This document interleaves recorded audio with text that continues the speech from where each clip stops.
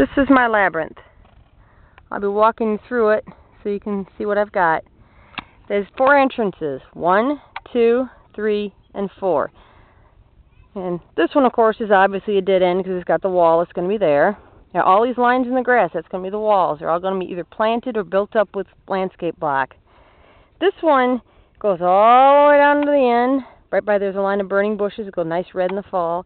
There's an open square area here. Then it goes all the way down the far side of the labyrinth to right about there. And it stops.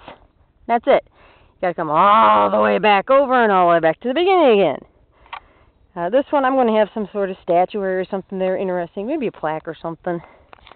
But these two, once I get these planted, it's not going to be obvious that these cut through together like this, but you can pick either one of these 2 entrances. They're both the same. These are my little smoky bushes. These guys, they babies off of my big one on the other side of the property. And the biggest ones are about 2 years now. And they're getting kind of happy. They're the dark red leaves they get the puffs of smoke-like flowers on them.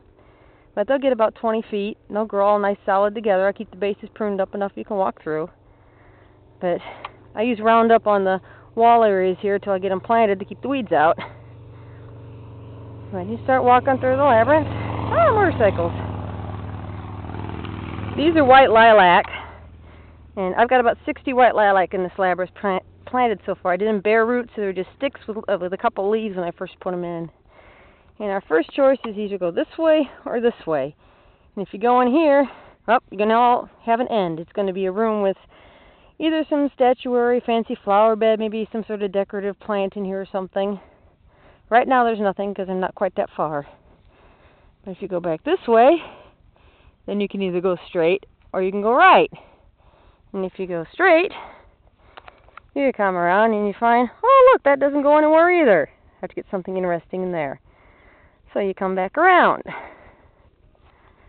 Good exercise in this thing. This area right here, I'm going to have a fancy type of flower bed or something interesting to look at. And you have an opening in the wall. And it's one of those left or right choices. And if you go right, well, first off, you get to see my fancy stump over here. I got to get him set proper. He's so interesting. I've got to get him varnished properly for outside. He was a mulberry tree where the branch was torn off. But this area, it's a dead end. And if it happens to be October, you're going to be running back that way really quickly because I'm going to have somebody standing in there in a monster suit or something scary. But here's a closer shot of my adorable little smoky bushes.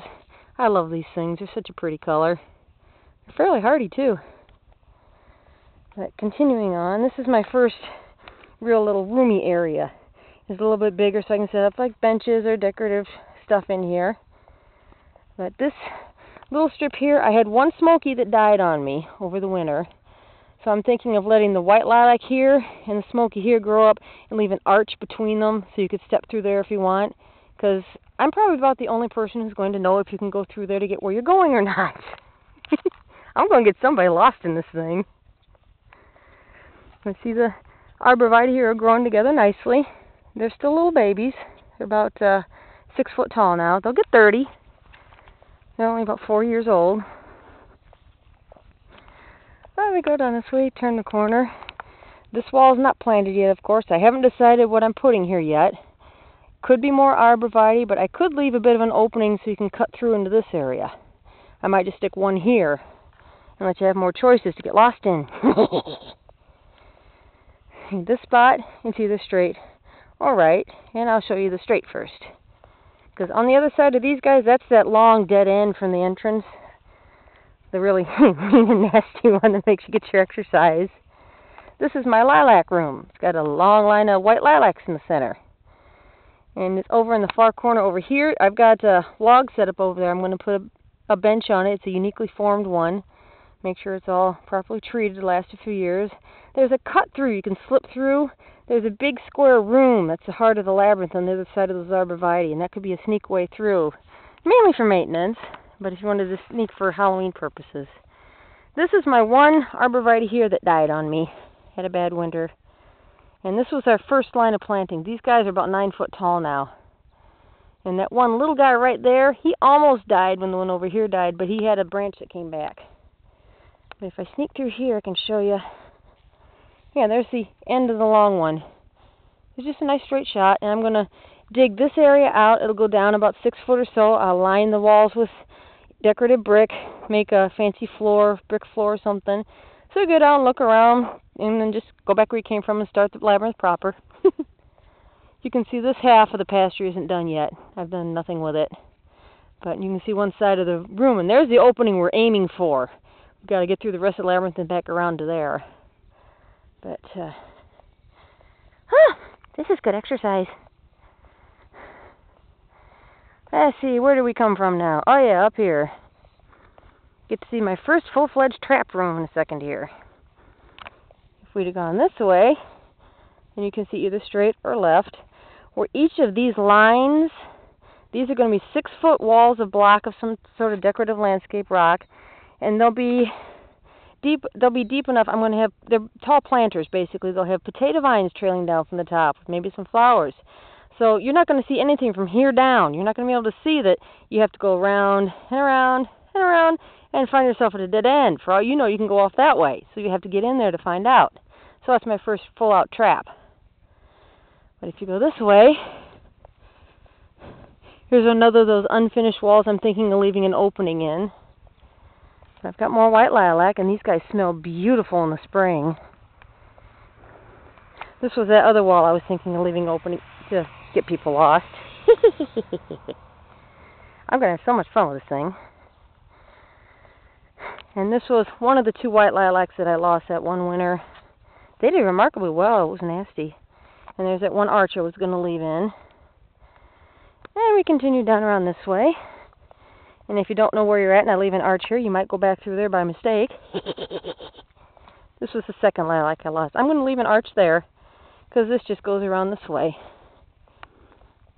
And then this little jut out area here, I'm going to have it set up with seating so that you can sit down and rest for a minute while you decide, now where the heck am I?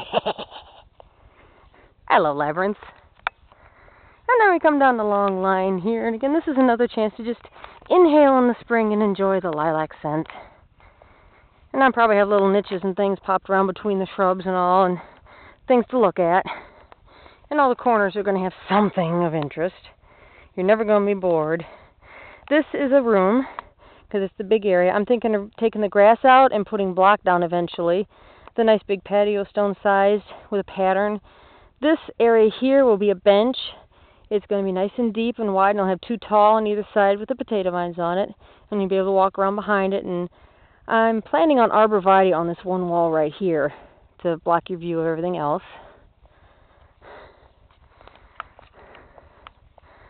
If we go all around this way, another little notch to put something decorative. And those yellow shrubs are supposed to get 70 feet tall by 16 feet wide, which will require a little pruning at the base. I'm betting they'll be about like a one at the garage, which is about 20 feet tall. He stopped growing at about 20 feet. He's similar color. He's arborvitae too. That would work fine. So they'll be squatter and a little bit broader than the wall arborvitaes. It'll work fine. But if they do get big, they're set. They're at the entry. They mark it. If we go this way, my second actual trap room, where you sneak through here, and you get through here, and you go around, and oh look, we're in a dead end. And I'm going to have that little log. It's another part of that mulberry tree with the branch ripped off that looks so interesting over there. He had another interesting section. Got to get him all spruced up and set in place. But you come back out here, and yeah, go down this way. And this is, there's going to be a plant sticking out here. What type of shrub or whatever, I haven't quite decided yet. I'm still doing a little research. This one wall right here goes all the way to the far wall. That is going to be dark red flowering crab in this little section right here. And they're going to be placed kind of close together. And I'm just going to leave the one obvious walkway in there. Because you can, I call it window boxing when you plant them that close. But they will make a decent wall there. I make sure there's some sort of fencing and all, so you don't go through where I don't want you to. But there is another little cut through here. These are probably going to be arborvitae here again. This is my hand chair. If you look at it from the right angle, you can see the fingers on it. I think you have to get it from the other angle to see it proper. So there's going to be some nice shrubs here.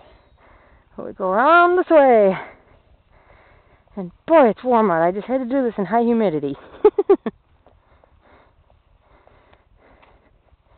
This one has enough back and forth and turn that gets you feeling just vaguely dizzy. You lose track of where north and south is. Especially when these guys get up to 30 feet. You're not going to know where you're at. You're going to think you have somewhere to go here till you get close enough. And I'm going to have a nice big statue plaque type thing sitting in there staring at you with a smiling face. Kind of smirky. A little bench is going there. And you go this way. And, oh, looky here. We have another trap. But you won't know that until you get all the way back in here and see. Oh, yeah. It dead ends again. And back out again. That's a baby trap because it really doesn't do much. You get to here. And another point of interest. Fancy shrubs or seeding or something. And you get down to this area. Now you can see the area I've still got to do yet. But if you go in here, this was the wall that's going to be the flowering crabs. There's going to be more arborvitae here. This is a baby ginkgo. I haven't decided if I'm going to leave him. I've been told that they get kind of stinky. I might take him out. But this is my hand chair. I got to use my chainsaw on him just a little bit and have to set him in concrete proper. But this area is going to be the seat. Something's going to be sitting in him. And I have to get him set up so his thumb and fingers look proper. But he's a giant leshy coming out of the ground. My leshy tree monsters. But and as of this moment in time, this sort of counts as getting through the labyrinth because you're out in the open area out by a burn pile, and that's Haas and Pfeffer Hill. It's a mulberry tree where we're dumping all the branches and stuff that we don't want to burn. But and there's the old barn with the mulberry trees. But if we go to the outside of the center room here, and all these arborvitaes were only about 12 inches tall when I planted them. They weren't even knee-high. They were little babies, little $5, $2 ones from Walmart. But eventually, there was the end oubliette from the long, misleading entry. And this is the entrance to the room, which has a lovely red maple. He gets beautiful color in the fall. And it's a nice big room bordered by the arborvitae. And I'll have this set up as like a picnic area. And I have these arborvitaes are sticking out a little bit here from the one wall. Because, like, here's my little cut through. It's for optical illusion. When you're from the other direction, you can't see that this is a cut through. But, oh yeah, I got one little tree I got to get out of there. A little tiny red maple that grew this year. He's red. He's got to get transplanted. But anyway, that's my labyrinth surrounded by cornfields.